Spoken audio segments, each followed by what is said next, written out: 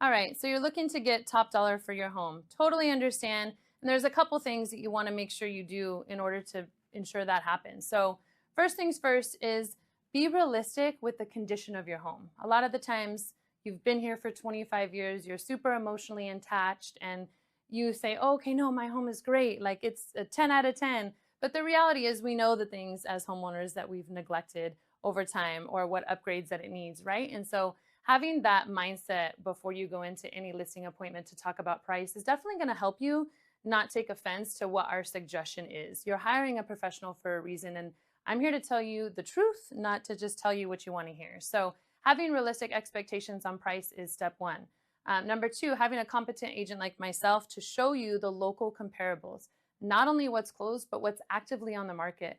We want to look at, okay, if our home is listed at 850,000, what else are people looking at in comparison to my home? So if we have one that's just dialed turnkey, has all the upgraded fixins, has a pool, has is on a corner lot or a bigger lot or a pool home, something like that, this is something that we want to look at. Okay, well, where should we price our home in comparison to this if ours isn't as upgraded, right? So just having that realistic expectation is really going to help you, and it helps me as your real estate agent come to a common ground. Like we want to make sure that we're selling it for top dollar, but we don't want to overprice it.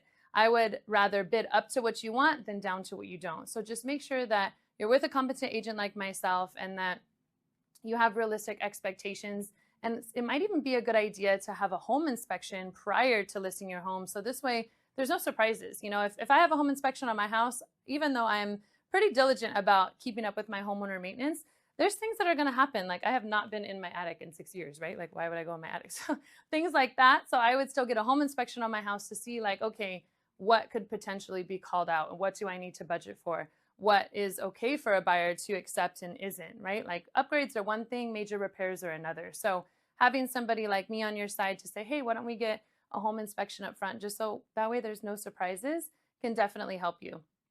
Another thing we want to do is make sure we declutter. So depersonalizing a home actually helps. I mean, yes, we want to see, some furniture so that we can understand, okay, this is where the living room is, this is the den, this is what they use for their man cave or playroom. But again, taking down a lot of the personal items is going to allow a buyer to see themselves living there and seeing the space that it offers, right? And so just trust your agent. Again, if you're using me, then I'm going to guide you every step of the way. I will definitely make sure that it's abundantly clear what we need to do and why we need to do it. And again, I try to approach this as gentle as possible. Please don't take offense. It's just I'm trying to sell your home for the most money possible. And these are the steps that you need to do in order to accomplish that. There's a reason you hired me. There's a reason you came referred to me. And let's just do this together and get the property sold.